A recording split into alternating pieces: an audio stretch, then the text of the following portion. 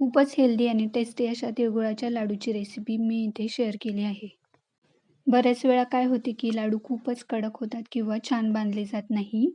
या पद्धतीने तुम्ही एकदा लाडू बनवा. तुमचे लाडू खूपच टेस्टी तर होतील आणि सॉफ्टही होतील. तिळगुळाचे लाडू बनवण्यासाठी मी इथे तीळ, शेंगदाणे, गूळ आणि तूप घेतले आहे.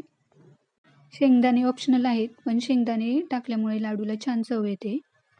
शेंगदाणे छान भाजून बारीक करून घ्यायचे. तुम्ही मोठेही ठेवू शकता. मग त्याच कढईत तीळही भाजून घ्या. तीळ कधीही हाय फ्लेमवर भाजायचे नाही. 4 ते 5 मिनिट मीडियम फ्लेमवर छान असे खरपूस सोनेरी होईपर्यंत भाजून घ्यायचे. छान असे खरपूस भाजून झाल्यावर ते लगेच दुसऱ्या भांड्यामध्ये ट्रान्सफर करा, नाहीतर ते खूप लवकर करपतात. लाडूमध्ये तिळाला बारीक करण्याची गरज नाही आहे, पण तुम्हाला ते तसे नसेल आवडत तर तुम्ही बारीक करून घेऊ शकता. तुम्हाला इथे मी रेशो सांगते. 1:1 म्हणजे 1 वाटी तिळासाठी 1 वाटी गूळ वापरायचा. आणि आता पाक बनवण्यासाठी 2 चमचे तूप आणि 1 वाटी गूळ मेल्ट करून घ्यायचा. लाडू बनवताना पाण्याचा जर वापर केला तर लाडू कडक होतात. गूळ खूप वेळ मेल्ट करायचा नाही. 2 ते 3 मिनिटं झाल्यावर लगेच त्यात तीळ आणि शेंगदाणे टाकून घ्यायचे.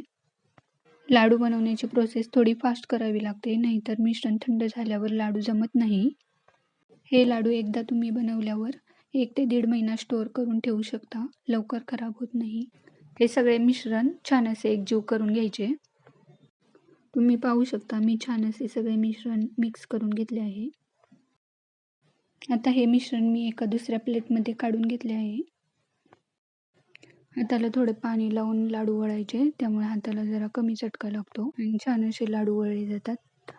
तिळाचे लाडू बनवायला पण सोपे असतात आणि हेल्दी आणि टेस्टी पण असतात.